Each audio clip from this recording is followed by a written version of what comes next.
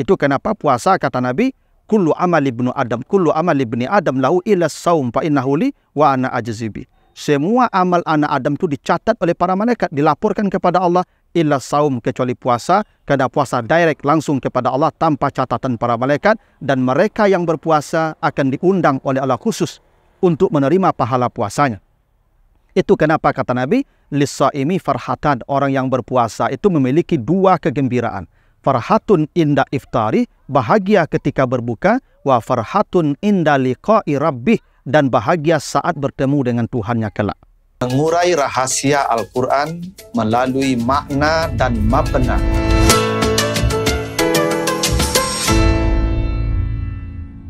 Assalamualaikum warahmatullahi wabarakatuh. Alhamdulillahi rabbil alamin. Assalatu wassalamu ala asrafil anbiya'i wal mursalin wa ala alihi wa ashabihi ajmain. Para pemirsa program Makna dan Mabna yang dimuliakan Allah, kembali kita lanjutkan bahasan kita dalam struktur dan bangunan kata dan kalimat di dalam Al-Quran, serta makna dan pesan di balik bangunan dan struktur kata dan kalimat di dalam ayat-ayatnya tersebut. Dalam edisi Ramadan kali ini kita akan membahas ayat-ayat yang terkait dengan ibadah puasa. Karena para hadirin, salah satu keistimewaan ibadah puasa adalah tidak ada satupun ibadah yang penjelasannya tentang tata aturannya begitu rinci di dalam Al-Quran. Kalau kita lihat salat misalnya, yang ada hanya perintah aqimus salah. Tapi bagaimana rincian salat tidak ada dalam Al-Quran, kecuali Nabi yang berkata, sallu kama ra'aitumuni usalli, salatlah kamu seperti kamu melihat saya salat. Begitu juga dengan zakat. Yang ada hanya perintah wa atuz zakah, tapi apa harta yang dizakatkan, kapan dizakatkan, berapa banyaknya dizakatkan, tidak ada dalam Al-Quran rinciannya, kecuali hanya penerimanya saja disebutkan di surah At-Taubah ayat yang ke-60. Berbeda dengan puasa, puasa adalah ibadah yang sangat rinci penjelasan tentang operasionalnya di dalam Al-Quran. Kalau kita baca surah Al-Baqarah, mulai 183 sampai 187, di situ Allah merinci tentang hukum puasa, siapa yang wajib berpuasa, sejarah puasa, tujuan berpuasa, berapa lamanya, kapan mulainya, kapan berakhirnya, siapa yang boleh tidak berpuasa, apa kewajiban bagi mereka yang dibolehkan tidak berpuasa, apa amal-amal tambahan di dalamnya, apa yang boleh di malam hari, apa yang tidak boleh, sampai batas mana kebolehannya, dan itu tata aturannya begitu rinci dan detail di dalam Al-Quran. Karena itu kita akan bahas satu persatu ayat-ayat yang berbicara tentang aturan puasa. Kali ini kita akan bahas dulu ayat yang ke-183 surah Al-Baqarah. Apa kata Allah? A'udzubillahi minasyaitonirrajim. Ya ayyuhallazina amanu kutiba alaikumusiyam kama kutiba alal lazina min qablikum la'allakum tattaqun. Artinya, hai orang-orang yang beriman, diwajibkan atas kamu berpuasa sebagaimana puasa ini telah diwajibkan atas orang-orang yang sebelum kamu, mudah-mudahan kamu bertakwa. Itulah artinya surah Al-Baqarah ayat yang ke-183. Secara redaksional, ada beberapa poin menarik dari ayat ini. Pertama, Allah memanggil orang-orang beriman untuk berpuasa dengan pola panggilan yang bersifat langsung. Di dalam ilmu sintaksis Arab, kita mengenal namanya nida, panggilan. Panggilan atau nida itu bisa bersifat langsung atau direct, dan bisa bersifat tidak langsung atau indirect. Panggilan yang bersifat tidak langsung itu biasanya menggunakan pihak ketiga dengan menambahkan kata kul di awal. Misalnya surah Al-Kafirun, Allah berfirman, kul ya ayyuhal kafirun, katakanlah hai Muhammad, hai orang-orang kafir. Jadi Nabi Muhammad dipanggil untuk memanggil orang kafir. Jadi Allah tidak langsung ke Nabi Muhammad, tidak langsung kepada orang kafir, tapi melalui Nabi Muhammad sebagai pihak ketiga Jadi itu namanya panggilan yang sifatnya indirect, ya, munada yang sifatnya tidak langsung. Jadi Allah sebenarnya ingin menyampaikan sesuatu kepada orang kafir, tapi Allah tidak berkata ya ayyuhal kafirun, hai orang-orang kafir, tapi dipanggil pihak ketiga, kul, katakan Muhammad ya ayyuhal kafirun. Itu namanya panggilan atau munada yang sifatnya indirect, tidak langsung. Ada panggilan yang sifatnya direct, artinya pihak pertama langsung ke pihak kedua. Salah satunya ini bentuknya, ya ayyuhallazina amanu, hai orang-orang yang beriman. Jadi Allah langsung memanggil orang yang beriman tanpa perantara. Bisa tidak Allah berkata, kul ya ayyuhallazina amanu, katakanlah Muhammad, hai orang-orang yang beriman. Jadi Nabi Muhammad disuruh mengatakan kepada orang beriman, disuruh memanggil orang beriman. Bisa. Tapi untuk panggilan puasa tidak bersifat indirect, tapi bersifat direct. Allah tidak menggunakan pihak ketiga untuk menyampaikan pesannya, tapi Allah langsung ke pihak kedua menyampaikan pesannya dalam bentuk munada yang langsung, ya ayyuhallazina amanu. Kenapa begitu? Ini memberi isyarat bahwa orang beriman itu begitu dekat dengan Allah, dan puasa itu ibadah yang sangat ibadah yang mendekatkan manusia kepada Allah. Karena itulah munadanya bersifat direct, bersifat langsung. Ini menunjukkan bahwa puasa adalah ibadah yang mengantarkan manusia kepada kedekatan dengan Tuhannya, karena Allah memanggil mereka dengan panggilan yang bersifat langsung, tidak indirect. Yang kedua, ketika Allah memanggil puasa, maka yang dipanggil itu amanu, orang yang beriman. Amanu itu bentuknya kata kerja masa lalu atau fi'il madhi namanya. Sebenarnya bisa juga dipanggil dalam bentuk fi'il mudhari, ya ayyuhallazina yu'minun, dalam bentuk present continuous, atau bahkan bisa juga dalam bentuk kata sifat. Coba perhatikan nanti surah An-Nur ayat 31, ketika Allah berbicara tentang perempuan yang menutup aurat mereka, maka perintah atau Allah memanggil orang beriman menutup aurat itu, watubu ilallahi jami'an ayyuhal mu'minun. Jadi yang dipanggil itu ayyuhal mu'minun, wahai orang-orang yang beriman. Di sana al-mu'minun, bukan ayyuhal lazina amanu, bukan ayyuhal lazina yu'minun, tapi ayyuhal mu'minun. Watubu ilallahi jami'an ayyuhal mu'minun. Apa bedanya amanu dengan mu'minun? Amanu itu past tense, artinya keimanan yang boleh jadi di masa lalu, keimanan yang belum stabil, keimanan yang masih minim. Kalau mukminun, dia kata sifat yang sudah permanen, yang sudah bersifat unlimited.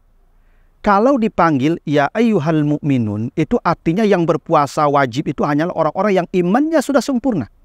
Itu kenapa persoalan jilbab yang dipanggil itu mukminat, kullil mukminat, karena yang dituntut jilbab itu yang imannya sempurna. Yang belum sempurna, ya belum. Jadi kalau Anda perempuan menyatakan iman Anda sempurna, buktinya Anda menutup aurat Anda. Kalau Anda masih membuka aurat Anda belum beriman yang sempurna. Itu kenapa soal aurat, soal jilbab dipanggil al-mu'minun, al-mu'minat. Tapi kalau puasa tidak.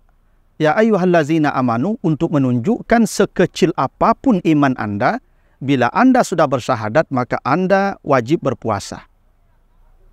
Andai dipanggil al-mu'minun, maka mungkin orang-orang yang sudah lama Islamnya, mungkin keislamannya sudah baik, sudah sempurna, baru dia wajib berpuasa. Karena itu, misal kalau ada seorang mu'allaf, hari ini dia bersyahadat, besok pagi dia wajib berpuasa. Selama dia sudah bersyahadat, maka wajib berpuasa. Itu kenapa yang dipanggil itu amanu dalam bentuk past tense atau fi'il madhi. Lalu ketika Allah menyuruh berpuasa, maka kalimat perintahnya dalam bentuk majhul. Kutiba alaikum. Kutiba alaikum, diwajibkan. Allah tidak mengatakan dalam bentuk maklum atau aktif. Saya wajibkan. Atau Allah wajibkan. Kataballahu alaikum. Disebutkan yang mewajibkannya Allah. Tapi tidak. Allah tidak menyebutkan siapa yang mewajibkan, sehingga kata kerjanya dimajhulkan oleh Allah. Kutiba, diwajibkan. Kenapa dimajhulkan pelakunya? Kenapa tidak disebutkan secara terang siapa yang mewajibkan? Walaupun yang mewajibkan pasti Allah. Ini memberi isyarat betapa puasa itu ibadah yang hebat. Sehingga tidak perlu kita tahu siapa yang mewajibkan, andai manusia mengetahui kehebatan puasa, mereka akan mewajibkan diri mereka berpuasa andai tidak diwajibkan Allah. Andai puasa tidak diwajibkan Allah, maka mereka yang mengetahui kehebatan nilai puasa, maka mereka akan tetap berpuasa sekalipun tanpa ada perintah dari Allah. Bukankah sekian banyak ibu-ibu yang supaya badannya bisa menjadi indah terlihat, mereka harus melakukan program diet namanya. Yang diet itu artinya menahan makan. Dan itu hakikat puasa, mengendalikan makan. Dan itu bukti bahwa puasa itu ibadah yang hebat. Wajar Nabi berkata, sumu tasihu. Jika kamu puasa, kamu pasti sehat. Lalu kata Allah, kama kutiba alal lazina min qablikum. Puasa itu diwajibkan kepada orang sebelum kamu. Dan puasa itu menariknya, pilihan katanya di ini as-siyam. Kutiba alaikumus siyam. Ada dua kata puasa dalam Al-Quran. Maryam, ketika dia berkata saya berpuasa, nanti baca di surat Maryam ayat yang surat Maryam ayat ke-26. Ketika Maryam berkata saya berpuasa, maka dia menggunakan bentuk lain dari masdar kata sama, yaitu saum. Apa kata Maryam? Inni nazartu lirrahmani sauman falan ukallimal yauma insiyan. Saya bernazar bahwa saya berpuasa. Puasanya Maryam itu disebut dengan kata saum. Tapi puasanya umat Nabi Muhammad itu disebut dengan kata siyam. Kutiba alaikum as-siyam. Apa bedanya saum dan siyam? Saum ataupun siyam itu sama-sama bentuk masdar atau infinitif dari kata sama. Yasumu. Masdarnya bisa siyam, bisa saum. Bedanya apa? Kalau saum itu hurufnya shad, waw, mim. Kalau siyam hurufnya shad, ya, alif, mim. Lalu apa bedanya antara waw dan mim, antara waw dan ya? Dalam ilmu aswad atau ilmu fonologi Arab, itu huruf waw itu huruf yang lebih berat dari huruf ya. Jadi waw itu lebih berat dari ya. Itu kenapa dalam sistem sintaksis Arab misalnya, kalau kata itu sebagai fa'il atau subjek, maka tandanya waw. Mu'minun, muslimun, itu tanda dia fa'il atau subjek karena dia memiliki beban yang berat. Maka disebut rafa namanya. Bila kata itu sebagai objek, maf'ulun bih, maka tandanya ya. Muslimin, mu'minin, karena dia berada di posisi yang rendah dan lemah. Karena itu waw itu secara makna lebih kuat daripada iya. Itu kenapa laki-laki kata gantinya pakai waw huwa. Perempuan kata gantinya pakai ya hiya. Karena memang laki-laki memiliki posisi lebih kuat dalam beberapa bagian daripada perempuan. Nah, kenapa puasa umat Nabi Muhammad digunakan siyam? Kenapa puasanya Maryam dan umat-umat lalu disebut dengan saum? Ini memberi isyarat bahwa puasa umat lalu itu adalah puasa yang jauh lebih berat daripada puasa yang dikerjakan umat Nabi Muhammad. Puasa yang dikerjakan oleh umat Nabi Muhammad adalah puasa yang ringan. Karena itulah hurufnya diringankan dengan kata siyam. Sementara puasa umat lalu puasa yang berat, maka hurufnya pun diberatkan dengan waw infinitifnya saum. Ini menunjukkan betapa rahmatnya Allah kepada kita umat Nabi Muhammad yang diberikan beban ibadah yang lebih ringan daripada umat-umat yang lalu. Bahkan Maryam puasanya bukan hanya makan dan minum, tapi berbicara. Walan ukallimal yauma insiyan, saya tidak akan berbicara dengan manusia hari ini. Dan puasa berbicara terlalu berat. Orang bisa bertahan, tidak makan, tidak minum sampai sore. Tapi berbicara, menahan bicara sampai sore mungkin tidak banyak orang yang mampu. Dan begitulah beratnya puasa umat-umat yang lalu. Lalu kata Allah, puasa ini telah diwajibkan kepada orang sebelum kamu. Dan ini puasa sudah sejak Nabi Adam. Bahkan puasa ini ibadah tertua yang diperintahkan Allah kepada manusia sejak Nabi Adam di sorga. Kenapa begitu? Karena puasa itu makna harfiahnya imsak. As-saum atau asyam, loghatan secara bahasa itu imsak, menahan. Dan dulu ketika Nabi Adam di sorga, Allah perintahkan.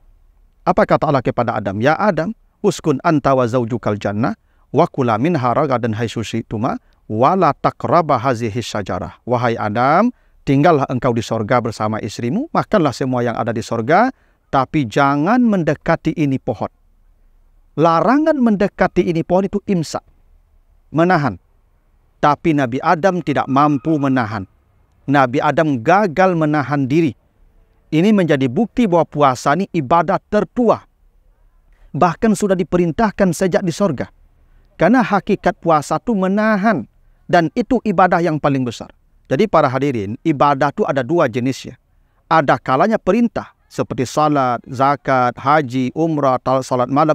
Itu ibadah yang sifatnya perintah. Tapi ada ibadah yang sifatnya larangan. Jangan.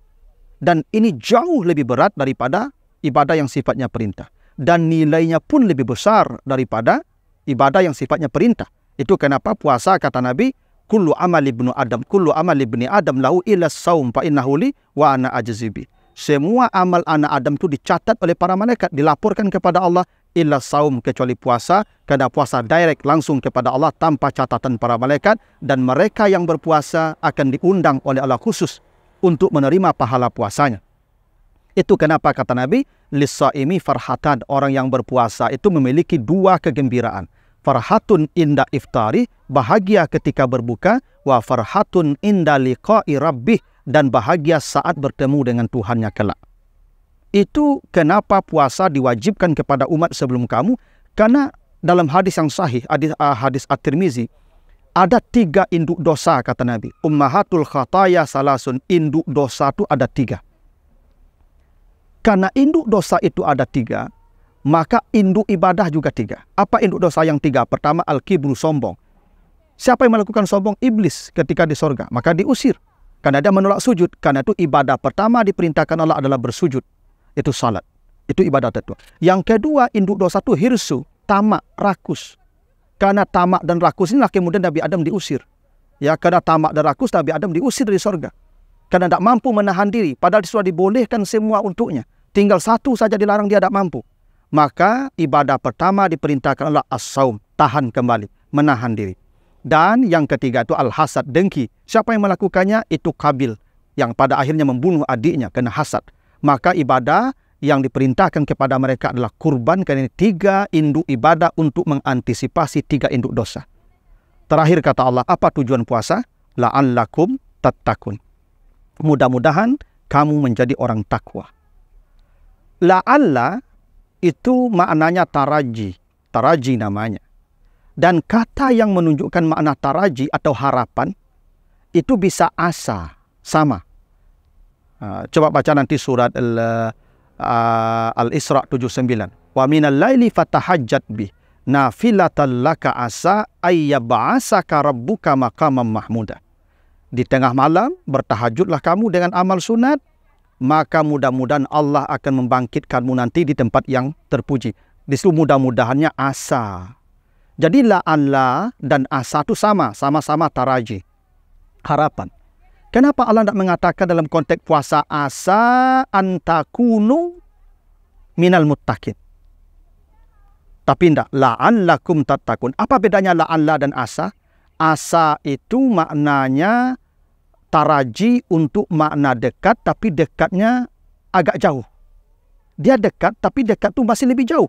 Itu kenapa ada an di antaranya. Asa an yab'asaka. Jadi antara asa dan kata kerjanya ada an untuk menunjukkan ada jarak, interval. Tapi kalau la'alla langsung bersifat langsung kepada kata kerja la'allakum tattaqun. Kenapa tahajud itu balasannya asa, janjinya asa? Karena nanti tunggu setelah kiamat, setelah berbangkit. Nanti maka asa. Tapi kalau puasa hari ini, sekarang juga Anda dapat untung puasa. Untung jauh pasti. Itu makanya kata Allah, orang yang berpuasa bahagia di dunia dan bahagianya di akhirat. Itu kenapa Allah menggunakan kata la'alla, bukan asa, untuk menunjukkan bahwa keuntungan puasa akan didapatkan oleh orang yang berpuasa langsung di dunia tanpa harus menunggu dia meninggal dulu nanti di akhirat. Beda dengan ibadah lain, asa an yab'asaka rabbuka maqaman mahmuda.